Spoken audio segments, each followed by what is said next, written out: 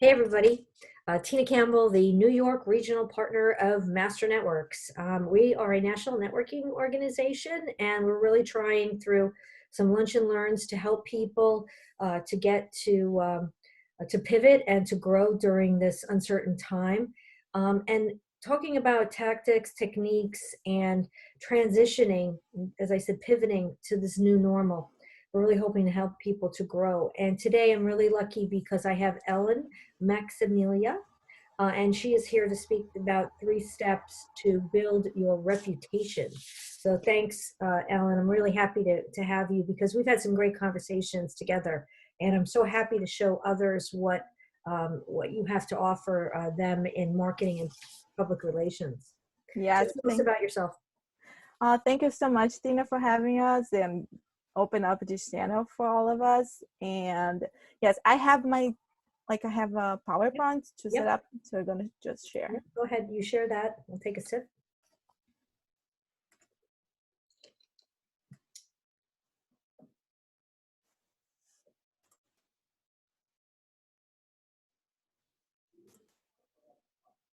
Just one sec. Yeah, there we go. Perfect. So let's talk about me a little bit.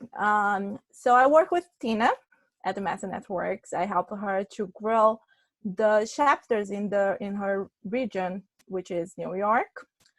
Also, I'm the owner of Maximilia Communications, which I recently opened. So it's like loading. I still don't have a logo. I'm still working with my website. So I'm still brand new on that. Yeah, it's great. Yeah. Also, I'm from Brazil. So you guys will notice by the accent.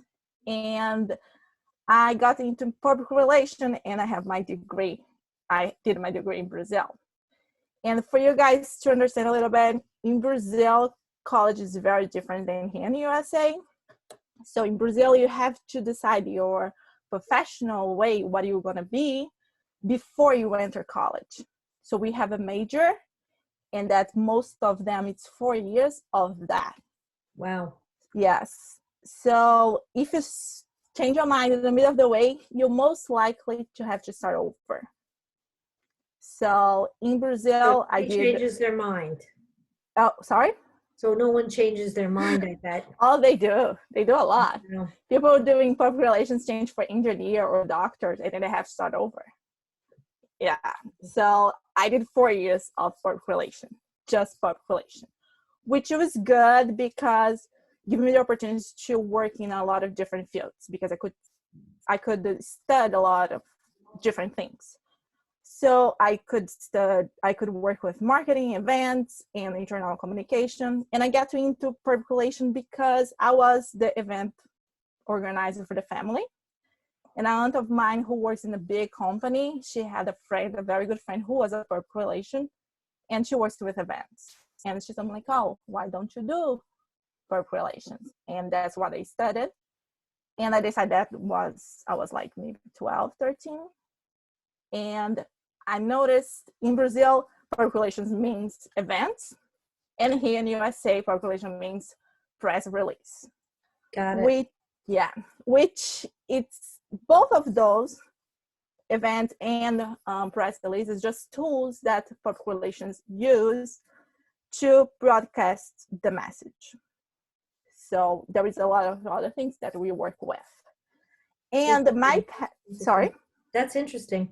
Yeah. There's a lot of things that public relations can work with. And one of the ones that I loved since college was reputation. So I back to school and start to work with, study brand and reputation. And so that was the last thing that I did in Brazil before I moved here. Because I noticed for me to find a job, my dream job in reputation, I needed English, a very good one. And that's why I decided to move to learn, but I never came back. So here I am. So that's a little bit about me. And also, I am married to Miguel Sampaio. Most of you guys know him. So that's another Master Networks member. We love him. Yes. A lot of you guys already know him from Master Networks. So that's a little bit about me and my husband. And so now we're going to talk about reputation. So reputation is legitimate trust. So it's based in long-term relationship and takes time. So as early as you start, better for you. But that doesn't mean that if you start late, you're missing, but you're not. You're still able to do it. And it's very important to everyone. So most of you guys from Master Networks as solopreneurs or entrepreneurs, which might not have the first step that I'm going to talk with, but the ones who work as entrepreneurs might already have that set up by the company that they work for. Sure. Yeah. And so also personal reputation. When you talk about personal reputation, you talk about yourself. Most of us, besides we know yourselves, it's very hard when you ask someone who you are. So it's something that you also have to work on. Mm-hmm. And then there's a lot of coaches for that, a lot of psychologists. So you can work with them too. So the 3 steps, they're very, like the first steps, the very basic ones, is defining who you are as a company or as a person, have a projection for your future, and start your database. So defining who you are as a company. Doesn't matter the size of your company. If it's just me, for example, you need a mission statement. You need to know your why, what, and how. Why your mission statement defining is the first step to your self-knowledge, to know yourself and what you're doing and how you're doing. It will guide you when you have to take decisions that will keep your focus in what you do and how you're doing. Oh, and I just want to interject here because I tell the story about when I was starting the Master Networks New York region, that I knew with really extreme clarity that I wanted this to be, the mission vision was learning based and community minded. So that I was able to, all the decisions that I made, I was able to say, does it line up with the mission and vision? If you have that, you can actually ask that question of any of the decisions you're making, which direction to go. Is it this way? Is it that way? And I just wanted to point that out because I think it's crucial to have the mission and vision, even if you're just starting your company or if it's an idea. Exactly. Yes. So say that. I don't think I need to say nothing else about mission statement. No, you said perfectly. That and also like that give you like the core to decide like other values for your company. For example, what you believe, what you defend, and that also helps you in your decisions in how you do things. And why this is important for your reputation, because it's your foundation. It's who you are. You cannot grow without knowing your base and not just knowing, living by your base. Right. That helps you to grow and face the challenges, adversities, like we are living one now. So come back and look for your mission statement. Yeah, actually, some people may even want to change it now because it may be, tested. If you're testing it and it's not really what you still believe or want it to be, you need to change it. Yeah. So maybe that is a moment too, because right. That is we are living a situation unique. Yep. So the second step would be have a projection for the future. So that goes like, now that you know who you are, where you want to go. So you have to stop again, think, and set up a goal or your vision statement. And then I give an example that I love it. That is McDonald's vision statement on 1990. That they have like a few hundred more than, they have like 1,100 restaurants worked globally. Worldwide, yeah. Yes. And their vision from that, on that year they set up was having 30,000 restaurants globally until the year 2000. So your vision statement or your goal has to be inspiring, challenge, have to make you wake up, get ready, and work for that. So we have to motivate you. Right. Yeah. So and that is how you're gonna do that. Also, it's very important, and I'm gonna get that. And it's important because when you talk about reputation, we talk about trust and long-term relationships. So, which means when McDonald's come out and say, in 10 years, that's what I want to be. If you are the provider for McDonald's, if you're the client, you can trust that they will be there for the next 10 years. They are growing, they're expecting to. Right. So that's important, that's inspired trust. And again, relationship, a long-term relationship. And I put it here, know your numbers, because that's going to be important actually for the next step and for how you're going to do your vision and goals. For instance, I have a client who come to me and said, I do not want more clients.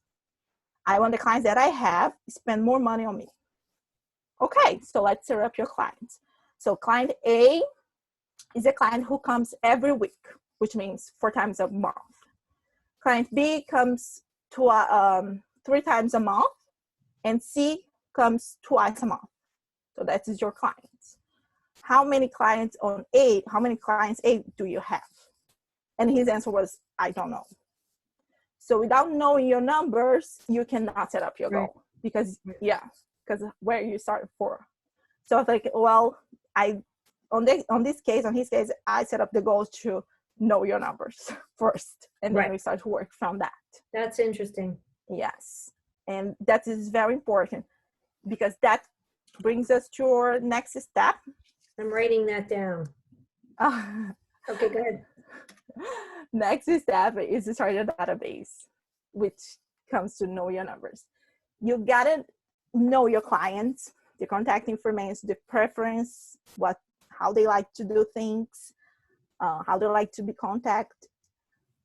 Why you gotta have like a profile of your clients, depends on what you do. And why do you need that? Social media is amazing and is there for everyone, but it's not everyone who is active on social media or even have a social media. Depends again of your public, what is your audience. So it's important to you.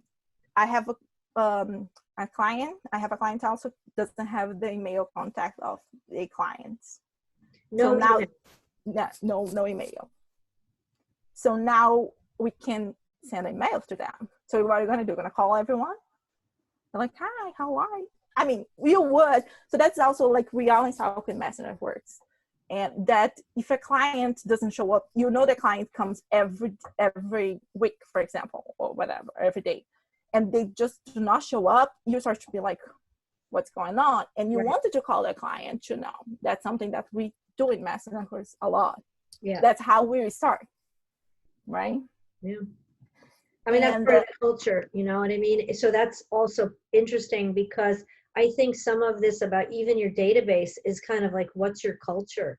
Is your culture to collect, emails and to communicate with, or is it to get phone numbers? Or I think you also, I know from experience that the database is, 110% necessary if you're starting a business. Because you need to contact people. You need to let them know your offers or whatever it is. And not just that, like, as much as we communicate sometimes in mass, like we put people in piles and then we communicate through that. Like we still need to be and feel special. So every time that I go in a place that they know what I like I love red. So every time that I go buy clothes, the first ones that I look is red. Funny. So if someone knows me that way, I will feel I am the best. Like you'll be happy. So that's what I'm saying. Like, have a profile of your clients. How do I like my cough? Do I like cough? So it's boring. For example, when I go at the gym, for example, that someone has a problem, and every time they go to the gym, I have a back pain that comes to me all the time. And then I go to the gym and every day I have to tell the coach that I have the problem and I cannot do that. So the coach shouldn't know that. Yeah, it's So annoying. it's annoying, exactly. And that makes the difference. That's how you stand out. You know what? You're so right. Don't even, sometimes I think we don't think about that. And some of the times, even as little as asking your new client, how do they like to be communicated with? Mm-hmm. So if you knew that they like text, then you're not annoying them, or they're not even seeing emails that come through, right? Yes. So I think that's like, even to the point of finding out what people want, even before you get to the preferences, of what they want to buy, just even how they want to be communicated with, number one. Yeah, definitely. And for example, I hate get calls. Don't call me. Yeah, Text I'll me, remember email that me. now. You remember? Don't call me. I'm joking. You No, can call me. but it's true. It's true. Like, really, who answers the phone? Yeah, nobody. A lot of people do not answer the phone, Right. So, but there is people who still like calls. right. It depends. Like, if you're a realtor, you really want to find that out, because if you have to communicate something important, what is the best way to reach you? And I think that's something that we really forget about, because there's so many ways of communicating nowadays. And it's something that I really you're right, I want to put in the profile for the person, and Mm-hmm. on my CRM, my client relationship manager. Yeah. Yes. Thank Yeah. you for the tip. Welcome. Anytime, Tina. So why that is important for your reputation?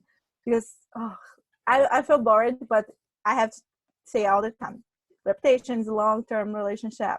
You how can you have a relationship with someone that you don't know Right. or don't know you? Like, do you want that? Because relationship it's based also in trust. Right. But So that's transactional, right? yes, that is the word. Yeah.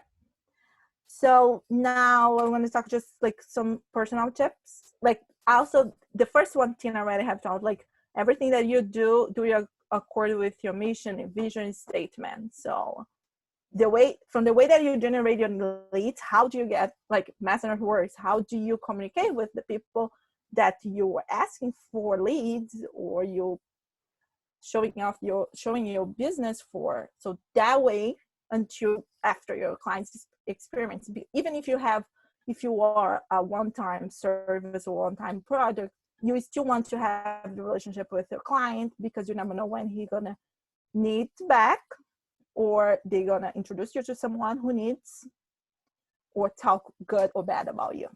Right. So their experience counts even after, and include all your audience. So we talk a lot about clients, even I just did, but you have to include all your audience, your employees, your providers, everyone that your business has a relationship with. It's important, because if I'm a provider, but you are not, I'm not saying that, but you're not being professional with me, I don't know if I wanted to keep providing for you. Oh, of course. So everything counts. Yeah. All the audience. How you do one thing is how you do everything. Yes, exactly. And be the clearest as you can. Yeah. And yeah, and bad audience experience doesn't mean the end of the world, means a lesson. Learn from that. And yes, you can turn it around. And it starts with communication. You have to know what happened, how to fix it, and mean it. You gotta do it what you say you're gonna do it. Right. All right. Yes. Thank you. You're Hold on a welcome. second. Hi. So Hi, Kevin. You're a little early. Okay, I'll get off. Okay. Come back in 10. No problem. Thank you, dear. So here is just my information for you guys. If you guys have any doubts, any question, or just want to talk about it. And at the bottom, I put like my favorite quote that summarize for me what is being in public relation. Know all the theories, master all the techniques, but as you touch a human soul, be just another human soul. Very nice. Very nice. Yes. So, so if people want to, contact you to take, more become part of this class that you like to, and teaching people that you like to do. So how will they best get in touch with you? You guys can email me or text me on that Email? number. Oh, yes. I'm still, as I said, I'm still working on my website. So I don't have a lot of from my company yet, but it's a good time because I'm doing, but it's just not the way that I wanted to yet. So that's why it's not out there. But you guys can email me, and then you guys can text me or call Great. me. That's okay. Great, that would be awesome. The one thing I know about reputation management that I've heard is you really need to respond to people immediately if it's a negative. Like, don't try to bury it. Don't try to remove it. Just respond and say sorry, and don't get confrontational. Definitely not. Don't comfort. You gotta be fast, because you gotta see when you have a kind of like not a big major crisis, but something wrong happens. You didn't even achieve the expectations of your customer, so something wrong happens, and you have to be very quickly and know what's going on and what's going to be what happened and what's going to be your next step. Yes. Great. Okay, cool. Mm-hmm. I think, you know what, this is something that people really don't understand now that people are getting involved in the social media. I've seen people get very upset and respond to people in a negative way, and then it just goes back and forth, and it just becomes, really crazy. So I think the most important thing, right, is just respond. Or the other thing they could do is they could call you Yes, for definitely. some advice. Like, that's what I would do, because like, just like everything else, we don't know everything. So Mm-hmm. you having, gone to school for this, you've experienced this, you're starting your company now, you know what this means to keep the reputation and to grow it and to keep it. And I think what's interesting is that, like, if I see something, I'm going to call you and say, what do I do? You know what I mean? Because you would know how to craft that response. Yes. Yeah. Definitely. And one of the first things that I take when I'm working with this kind of case, it's you gotta have the mindset of walk these shoes, because for you they be like, oh, that wasn't that bad, but for them it was. You don't know why or how, but walk these shoes have the mindset of, okay, let me understand the whole context of that. Yes. How that happened. Right. And that's the first step. Yeah, it's a good And point. yeah, and the trust, you have to be very clear, and everything that you said you do. Right. You don't lie, never lie. Right. To begin. Yeah, that's not an answer. Don't say I'm going to fix it and do not fix it. And then do nothing. Yeah, whatever you say you're going to do, you have to do. Yes, it's common sense, but I see a lot of people just ignore. Most of the cases, people just ignore a bad or a not nice review, or someone said something from your business. Most of the cases, I see people ignoring. Sometimes you see people fighting back, which is completely no, never. Thank Even you. Personally, don't do it. Thank you so much. Thank you for coming on and explaining that. And I think if anybody wants to to speak to you about if they've had a negative review, how to get positive reputation and how to build it, they can contact you, and you could set up a face-to-face. Yes, definitely. So if you guys have any better review and wanted to turn out around, or you want to boost your positive reputation, also I'm here to help them. Great. Thank you so much. Thank you so much, Tina. Okay, thank you.